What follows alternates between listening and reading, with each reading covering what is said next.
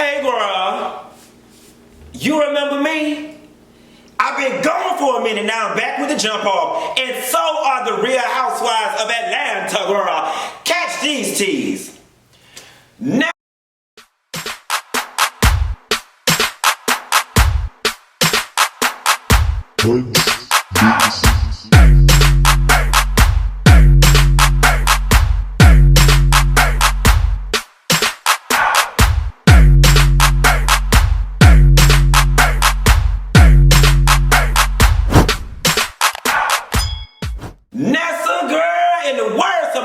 melted milkshake face sister Lil' Kim. I've been gone for a minute, now I'm back with the jump off. Goons in the trunk, case something, jump off. Yes, God. Somebody must have wrote that lyric for it too, because child, they say the woman only sold 1,000 copies of her last CD. Hang it up, Lil' Kim. But this video ain't even about that lady, her face, or her career lack thereof. Let's get into these housewives. Nessa, girl, did you get into the Real Housewives of Atlanta from last night? Yes, God, honey, we might as well call this show the Maternity Wives of Atlanta, because baby, every time they introduced a new girl, it was just uterus, womb, and placenta all over the case. Kenya, baby. Porsha, baby. Eva, baby. Kandi, baby. Cynthia, too old to have a baby, but damn, I was expecting they ass to say Cynthia ass was pregnant. Quiet as a scat, baby. If Marlo Hampton pop up on this thing with a baby bump, I'm gonna holler. But let's just get into it. Now, you know, I keep begging these girls to do something different. You know, what's this, season 12, 11, 12, whatever it is, bitch. We've been with these hoes for over a decade, and they ain't changing, so I'm gonna change. Kenya Moore, here is what I'm gonna do for you. I am gonna come into this season completely open mind, with no Kenya Moore baggage. I'm gonna pretend like I just met Kenya, and I am going to try my hardest to like her. I will say this. I love everything with the baby, and I do think Kenya being married and having a baby has taken some of that evil off of her, and I think that evil was just a byproduct of bitterness, and we'll get into that later on in the video. But Kenya Moore, welcome back. Now I will say this, just as much as I'm about to sit out here and say I'm gonna try my hardest to like Kenya, let me just keep it real with myself if I can't keep it real with nobody else. Kenya took a monumental pay cut to do this episode. Yes, Bravo is gonna make her ass grovel and beg and damn near be thankful that you're here. They had to reintroduce themselves and let them know, no, baby. We are. This is our shit, and we are. Is Bravo in charge of the girls? Is Bravo in charge of the girls? They is in charge of the girls, and they punished her. You know, she didn't put her wedding on TV last season or whatever, and it's reported that she didn't put her wedding on the thing 2 years ago. They didn't let her come back last season, and it's reported that she only took $500,000 to do this season. Now, so here's what we know about Kenya. She's a very smart businesswoman. Kenya took the $500,000 because she realized being on the show is extremely important, and trust and believe Kenya is gonna work the dog fuck out of this season, so when her contract comes up for renewal next season, she can get back to her 1 point whatever million and make her money back, and I'm not mad at her. But with that being said, Kenya in the past has already been rewarded for her crazy ass negative behavior, and I'm hoping we ain't gonna see not a lot of that, but a zebra don't change its stripes. Moving right along, Porsha and her baby. Now listen. Porsha had a man at home. Now he's over here with me. I'm sorry that didn't say home. I'm sorry that the blogs ain't got it wrong. Don't you know how lonely you are inside, girl? No. And don't you let nobody embarrass you and steal your pride, girl. You don't deserve it. It's not the truth, girl. But I got proof, girl. I got your man at home waiting on me. Yeah. I remixed the whole song, and I don't want to hear about you hate when I sing. And I want to see a bitch say, I fast forward the part when he been singing. I ain't been to Miss Jan or Kim Burrell in the last 3 months, and y'all know why. Moving right along. Porsha and Dennis. Here's the thing, right? I did a post the other day that said, not the other day, a couple months ago, that said, what is it that we teach young girls that positions women to get the shitty end of the stick in relationships?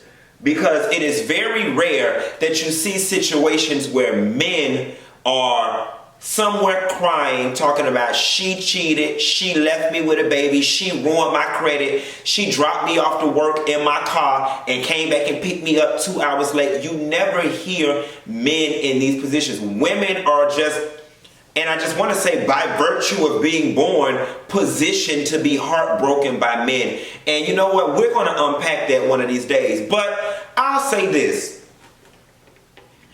I was never a fan of Dennis and Porsha moving this fast. I just wasn't. I'm sorry. I'm 36 years old, and I believe that you should at least be dating somebody at least 2 years before you start talking about having babies from them. And in a perfect world, and yes, the institution of marriage is archaic by some people's standards, there needs to be some sort of just deep understanding and commitment between two people for a 2-year period or better before we start talking about bringing children into the world. Now, not to say that Kandi, the OLG, and the streets of Atlanta were right or should feel vindicated in this situation, but it's like, damn, Porsha, everybody did kind of tell you he had a girl here, he had a girl there. And here's the thing, having a girl here and having a girl there is not nothing that is unique to Dennis McKinley. It is a man thing. It is a patriarchal thing. I've said this in previous videos. I have never seen another man in a barbershop check another man for cheating on his wife. You always see men dap the other one up and be like, or cover for him, versus saying, young blood, you wrong for cheating on that beautiful woman. Men are socialized and we are indoctrinated, especially black men, and don't beat me up. I'm not saying that men of other races do it. I don't know what the fuck they do. I'm not a man of another race, but I've sat in many a black barbershop, and I'm sorry, nobody's ever looked at me and said, get a wife and cheat on her and get 3 girlfriends. But I have sat in the barbershop and watch a man's wife drop him off and his side chick pick him up, or watch the wife drop him off and the side chick pick up the food. And matter of fact, not only get food for him, get food for everybody else in the barbershop, and everybody just sits around and pretends as if this man ain't had no whole wife at home waiting on him. And that's just true tea. So Dennis and Porsha, I hope y'all are able to work it out.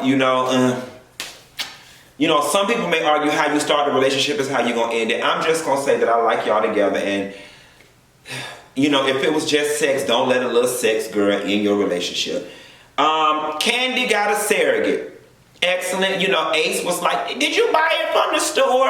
I thought that was really cute. Surrogacy is something that could be very personal. I don't know this for fact, but I know that a lot of women don't like to share their journey. A lot of women carry not being able to conceive as a scarlet letter or something that they should be embarrassed about, when in all actuality, certain aspects of your body and nature you're just not control of. So I am glad that Kandi is removing some of that stigma for all women and actually sharing this surrogacy journey for black women. Because I'm going to tell you something, as a black man, I don't know nothing about no surrogacy. I don't know nobody who's done it. There's no one in my family, at least to my knowledge. So shouts out to Kandi for doing that and for sharing with us all the angst and anxieties about it. It was deeply personal when she was like, I won't be able to feel the first kick. I can't be joyful for having my baby bump, so on and so forth. Quiet as it's kept, I'm not all up in that lady uterus. I personally just thought Kandi didn't want to carry it because she was busy, but it looks as if she's unable to carry, or it'd be ill-advised to do so. Eva pregnant. Eva don't have no more kids. All right. I already think 2 is the magic number. 3 is more than enough. And we gonna move right along. Cynthia got a man at home. He's a good man, Cynthia. Let me take a moment and apologize. Cynthia had invited me actually to the party that she had when Mike proposed to her, but unfortunately I was in Miami and I had some other stuff going on that was preventing me from traveling, so I was unable to be in attendance. But shouts out to Cynthia Bailey and Mike Hill. Now Cynthia has been all in the media lately because she ain't even lived with Mike full time yet, but Noelle is out in California living with Mike, and a lot of people found that all types of uncomfortable and weird. Here's the thing though, right? Cynthia has proven to us through her relationship with Leon and both Peter that unconventional works for her. And I like the fact that Cynthia is progressive enough in her thinking to do certain things that make people uncomfortable, but push through the uncomfortableness to get to the love, if that makes sense. Now we see a fast forward of the future, and it looks as if Mike is saying something like, you know, I'm constantly being reminded of people you had a sexual romance with. And I'm curious to know if that comment is in relation to Leon being around, being in the house, so on and so forth.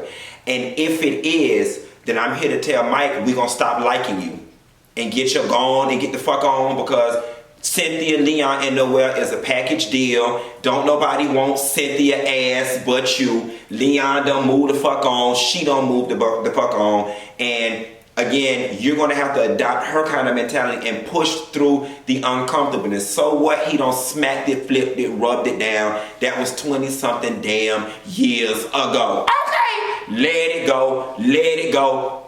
Y'all know the rest. Now, Cynthia, you gonna run the damn man off before the ink dry on the damn paper. Quiet as it's kept, Cynthia, you ain't even got the damn paper yet.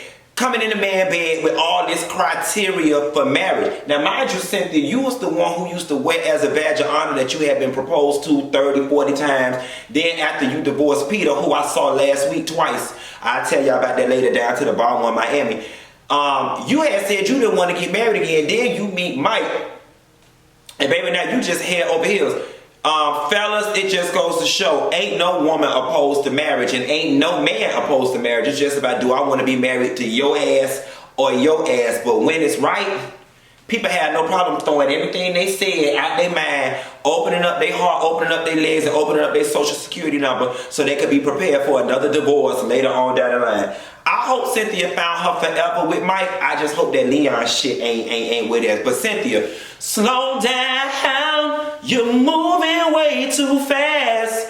Your relationship is only 16, girl. That's a little Latavia Robinson from the first Destiny's Child. The only song they ever let her sing. Slow down, Cynthia. Now, Cynthia met with Kenya, and Kenya had the nerve to tell Cynthia, you posting all this stuff about wedding dresses and rings and stuff. Slow down and let the man propose. Kenya, now let me tell you one thing about it. It's a lot of things you could advise me on. Hair care, 90s movie or trivia, waiting to exhale, opening scene.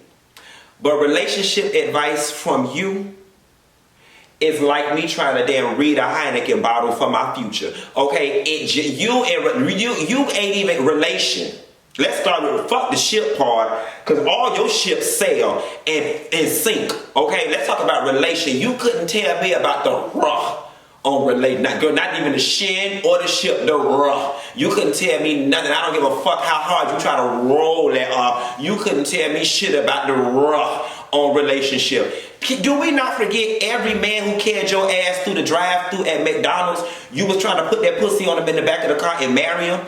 I mean, girl, quiet as it's kept. Had Matt got on bended knee, broken garage door and all, you would have said, I do. He had to damn near put your ass in a coma for you to leave him alone. Walter wrote all over the wall that he didn't want your ass, and you was still running around Atlanta bringing up marriage, chasing the man down, trying to get a percentage of him and his daddy towing company. And then now you done rushed into this marriage with Marc Daly that subsequently by the end took the divorce, and you got the nerve. Your line suspended. Yes, bitch. Your line is suspended, okay? Kenya Moore's relationship line is suspended. And no, your bill is and was due the 20th of 1997, girl. You can't, bitch, it ain't even suspended. It's disconnected permanently. You can't tell us shit until you do a solid 15-year good marriage and relationship. Moving the fuck right along. Cynthia and Kenya talk about that situation with Nene, and Nene getting mad about them inviting Kenya, and then Kenya brought up a very valid point in terms of Nene saying at her wedding that she invited Walter despite the fact that Kenya was going to be slightly uncomfortable, and Nene was like, this is my wedding. When I'm planning my wedding, I am not thinking about the feelings of Kenya Moore, and I would love to ask Nene right now, what would be the difference between that sentiment and Cynthia's sentiment when she was throwing her party and then wanted to invite her friend Kenya to the situation. You know, I'm sure Nene, who has had a lot of time to think and who is very good with her words, would find some kind of way to weasel out of it and make you feeble-minded people fall for it. But reality of the situation is, you know, Nene picks any arbitrary reason to be mad with people, in particular Cynthia, then she runs with it and it only makes sense to her, and then she has her followers, you know, MasterCard, Marlo, and the rest of the credit card gang back her up, or they don't say anything, which leads her to think that she's in the right, and then she continues on with her negative ass behavior. Kenya and Cynthia start talking about Dennis and the rumors of bestiality, and then they play that messy ass clip where Dennis is pushing Porsha's butt with the animal tag on it, and I just thought, bravo, y'all was so messy for that, because y'all will take some unrelated shit and just try to make it seem like it makes sense. She was like, ooh, I like that tail. Lord have mercy, Jesus. You know, I know these people is on a white people network, but black people, we don't get into that dog fuck now. Now, we'll fuck the dog shit out of multiple people, but all that animal and shit, nah, leave that over to the people of the more Caucasic persuasion, and don't do Dennis like that. Now, hey, they would have said he was fucking a hot dog or like to fuck Porsha with hot dogs. That might have been hot, you know what I'm saying? But don't be putting animals and shit on people. That ain't nice. So we fast forward to the clip of the girls at the OLG game, and Sincerely sends Kandi a drink. Shouts out to Sincerely. Hey, Sincerely Ward.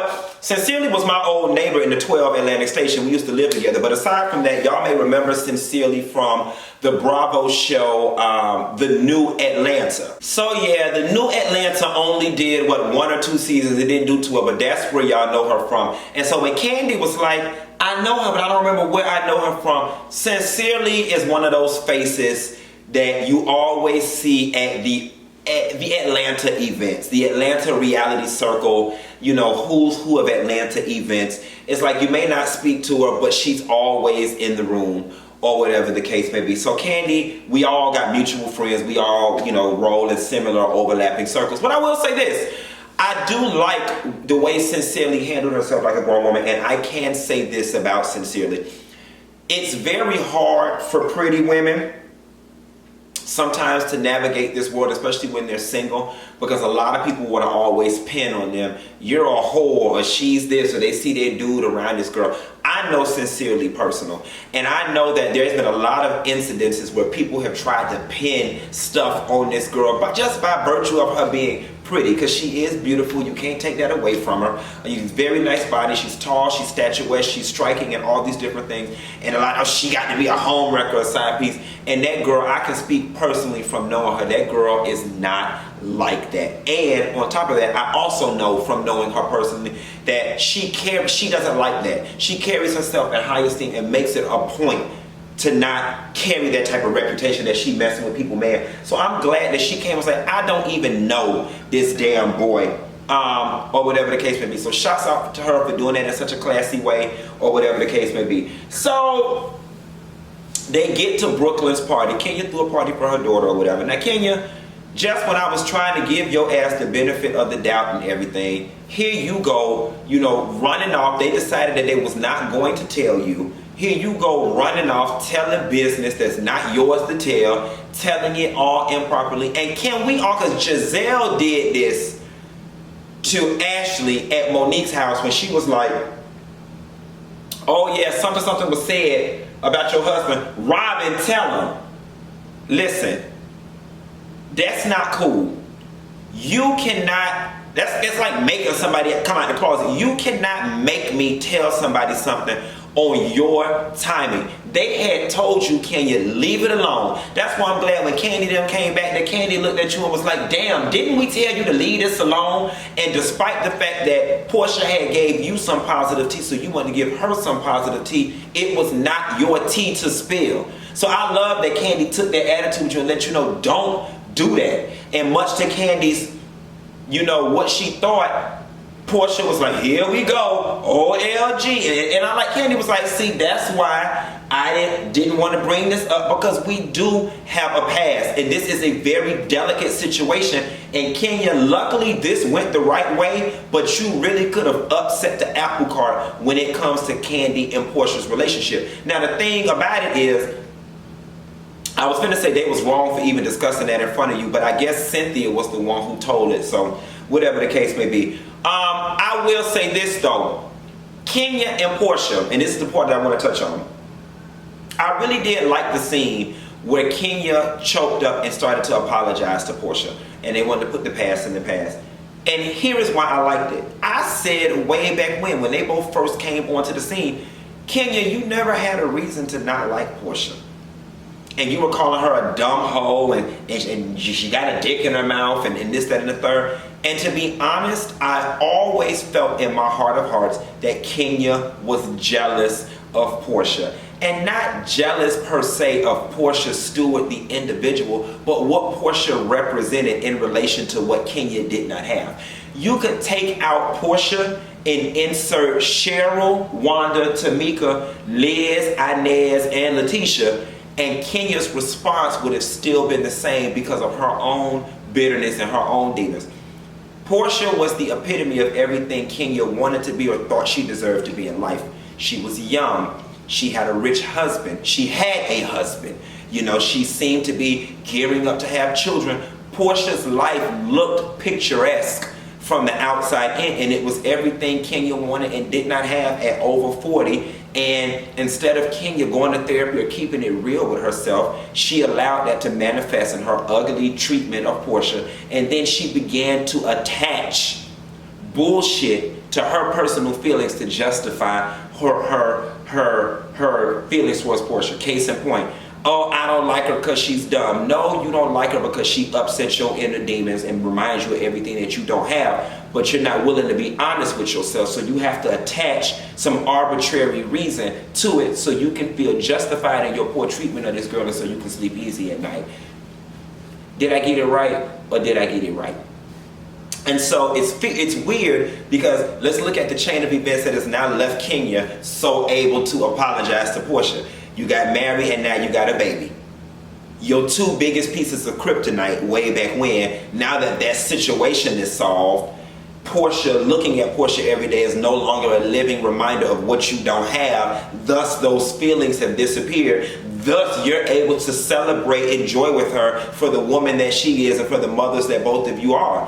That's just what it is, and we all saw it from the very beginning. Nevertheless, the past is the past, and we're going to let that be that. What's this last little thing I want to say? Now, lastly, I will say this. As much as I don't necessarily dig Kenya and her antics, I'm with you when you right. Porsha, I'm mad with you because you get 2 seconds of Kenya's love and admiration, and now you throwing other people under the bus. Eva said she didn't want to bring her kids because at the last party, your behavior was unpredictable, and Cynthia was high-fiving. It's like, damn, you just, anybody would be offended. To Kenya's point, Eva, what do you think I'm going to do at a children's party? To Eva's point, as a mother, she got the right to bring her children any motherfucking place she want or do not want without justification to anybody. Those are her kids. And if she felt that it was in her best interest to not bring her children to Kenya's party, then so be it. Kenya said that was an attack on my character. Yes, it was. It was. And then the question that we now have to ask is it a well-deserved attack based on Kenya's history? Based on Kenya's history, probably not. But to Kenya's defense and being reasonable, In terms of harm, Eva, what physical, psychological, or mental or emotional harm did you honestly think your children would have been in bringing them to a Kenya Moore birthday party? Like really, we have to write down the worst possible thing that could have happened. And the worst possible thing I see happening in a situation like this is somebody, two women get in an argument in the corner and maybe a curse word slip out. Your children were not in any danger, and now you set the tone for you and Kenya to have a very tumultuous season. But I'll say this also. I had a very good point I was about to make about, damn it, what was the point I was going to make? Oh, about private conversation, right? We all have private conversation. If I have a friend and I think my friend is not doing a good job raising her child, that is such a horrible, hard thing to say to somebody. So I might say it to friend over here. Friend, what you think? It's private conversation. It's not talking about her. It's not being shady. It's not keeping it real. It's private thoughts. And if my thoughts are going to potentially hurt somebody, then sometimes it's best that I keep them from them. But I do have the right to discuss them with somebody. And private conversation should stay private conversation. We all do it. We all do it. We all have expressed a negative opinion about somebody that we do not want to get back to them or don't expect to get back to them, and we did it within the confines of what we thought was a safe space. So I do think it is a big violation of girlfriend code, human code, socialization code when you violate people's private trust. That was a private comment. It should have stayed private. At any rate, y'all, that's all I got. Ain't got no more. For those of y'all who are new to my channel, be sure to like and subscribe. And I'm finna get in here and call y'all hoes by Married to Medicine. Bye.